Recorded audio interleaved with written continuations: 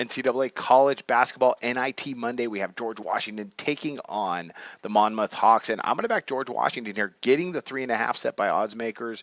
Good team out of the Atlantic 10. I think they take this game to the wire, so I'm going to grab the points here. Should be a really close game. I like some of the matchups here. I think George Washington can give Monmouth some trouble, so I'm going to go ahead and back the Colonials. George Washington on the season, they average 75.4 points per game, shoot 36.7% from distance, and rank 34th in the country, allowing opponents only 32.4 rebounds per game. On top of that, they rank third in the Atlantic 10 in offensive boards. They ranked fourth in the Atlantic 10 in total rebounds per game.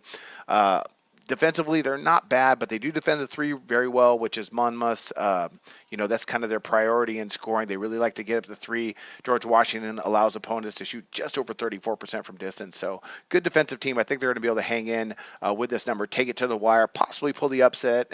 Might be tough, but I think this game's going to be really, really close.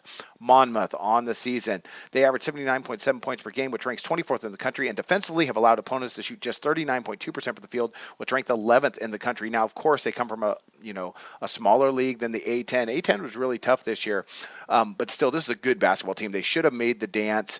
And, ultimately their statistics, reflect, I think, the league they played in, but they were really tough. And, can they win tonight? Well, sure, they're at home. I expect them to probably go ahead and pull off the win. But 3.5 in a game that really will probably go down to the wire, I think there's good value on taking George Washington. When we look at common opponents, you have George Washington beating Army by 11. Monmouth lost to Army. Then we have Rutgers. George Washington absolutely throttled them.